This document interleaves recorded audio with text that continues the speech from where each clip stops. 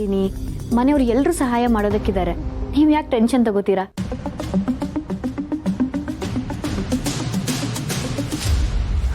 ನಿಧಿ ಮದುವೆಲಿ ನೀವು ಖುಷಿಯಾಗಿರ್ಬೇಕು, ಟೆನ್ಷನ್ ಇಂದ ಇರಬಾರ್ದು. ಚಿನ್ನದಂತ ಮಾತು ಕಣಮ್ಮ. ಎಲ್ಲಿ ಆ ಕೀ ಬಂಚ್ ಕೊಡು, ನಿನಗೆ ತುಂಬ ಭಾರ ಅನಿಸುತ್ತೆ, ಕೊಡು.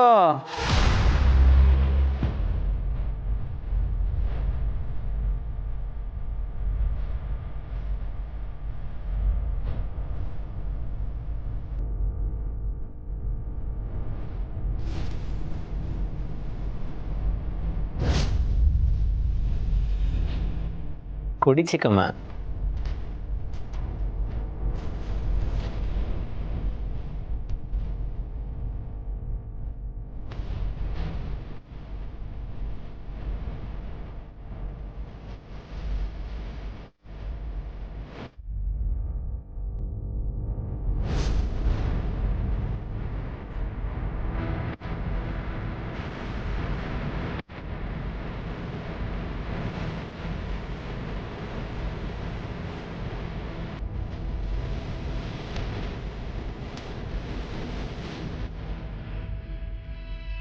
ಅದಕ್ಕೆ ತೊಗೊಳ್ಳಿ.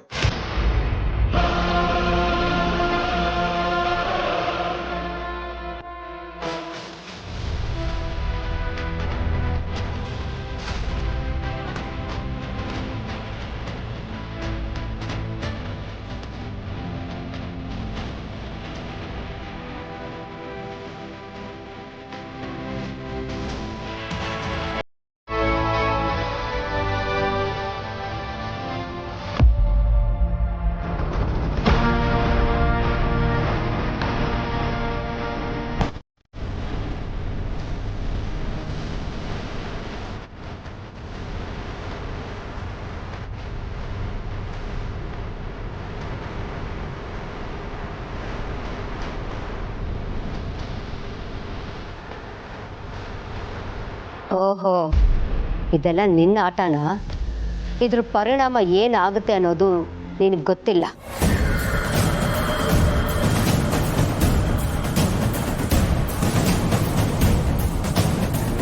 ಚೌಳಿಯವ್ರು ಬರೋ ಹೊತ್ತಾಯ್ತು, ಬೇಗ ನಿಮ್ಮ ಕೆಲಸನ ನೀವು ಮುಗಿಸ್ಕೊಂಬೇಡಿ. ಹೌದೌದು, ಶಾರ್ವರೆಗೆ ಇನ್ನು ಮುಂದೆ ಯಾವ ಕೆಲಸಗಳು ಇರಲ್ಲ, ಯಾವ ಕಷ್ಟಗಳು ಬರಲ್ಲ. ಅದಕ್ಕೆ ಇನ್ನು ಮುಂದೆ ಎಲ್ಲ ನಿಮ್ಮದೇ.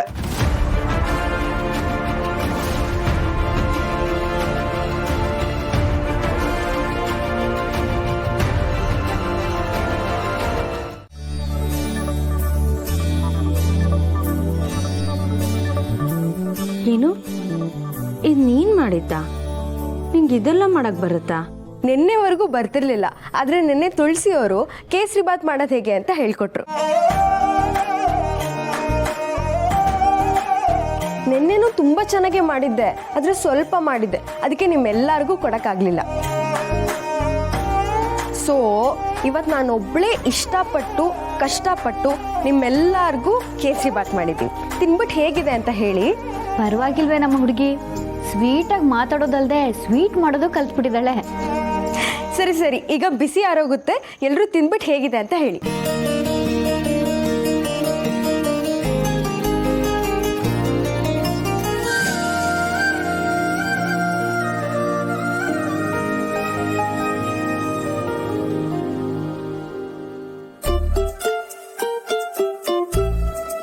ಏನಾಯ್ತು, ಚೆನ್ನಾಗಿಲ್ವಾ? ಇದನ್ನ ಯಾರಾದ್ರೂ ಕೇಸರಿ ಬಾತ್ ಅಂತಾರ? ಅಪ್ಪಿ ತಪ್ಪಿನ ಗಂಡನ ಮನೆಯಲ್ಲಿ ಈ ತರ ಮಾಡಕ್ ಹೋಗ್ಬೇಡ, ದಿನಕ್ಕೆ ಒಂದಾದ್ರೂ ಜಗಳ ಆಗತ್ತೆ.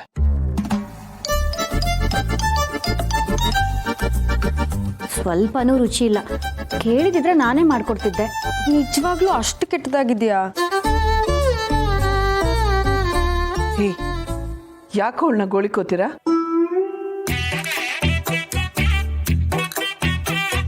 ತುಂಬಾ ರುಚಿಯಾಗಿದೆ, ಬಾಯಲ್ಲಿಟ್ರೆ ಕರಗ ಹೋಗ್ತಾ ಇದೆ.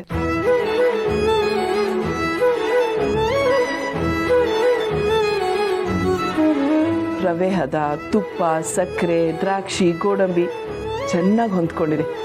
ಅದ್ಭುತವಾಗಿದೆ. ನಿಜನಾ? ಅಯ್ಯೋ ಕೇಳ್ತಿಯಲ್ಲ, ಬ್ರೋ ಹೇಳ್ದಾಗೆ ಅಪ್ಪಿ ತಪ್ಪೇನು ನಿನ್ ಗಂಡನ ಮನೇಲಿ ಇದನ್ನ ಮಾಡಕ್ ಹೋಗ್ಬೇಡ. ಆಮೇಲೆ ದಿನ ಇದೇ ಬೇಕು ಅಂತ ಹಠ ಮಾಡಕ್ ಶುರು ಮಾಡ್ತಾರೆ.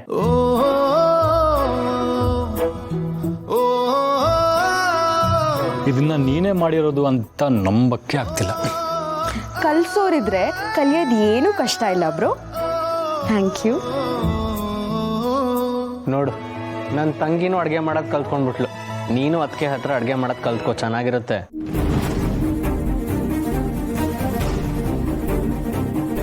ನಾನು ಅಡುಗೆ ಮಾಡೋ ಅವಶ್ಯಕತೆ ಏನಿದೆ? ನಾನು ಈ ಮನೆಗೆ ಸೊಸೆಯಾಗಿ ಬಂದಿರೋದು ಅಡುಗೆ ಮಾಡೋಕ್ಕಲ್ಲ, ನಾನು ಅಡುಗೆಯವಳು ಅಲ್ಲ. ನಿಧಿನೂ ದೊಡ್ಡ ಶ್ರೀಮಂತರ ಮನೆಗೆ ಹೋಗ್ತಿದ್ದಾಳೆ. ಅಲ್ಲಿ ಆಳು ಕಾಳು ಅಡುಗೆಯವರು ಇದ್ದೇ ಇರ್ತಾರೆ. ಇವಳು ಅಡುಗೆ ಕಲಿಯೋ ಅವಶ್ಯಕತೆನೇ ಇಲ್ಲ.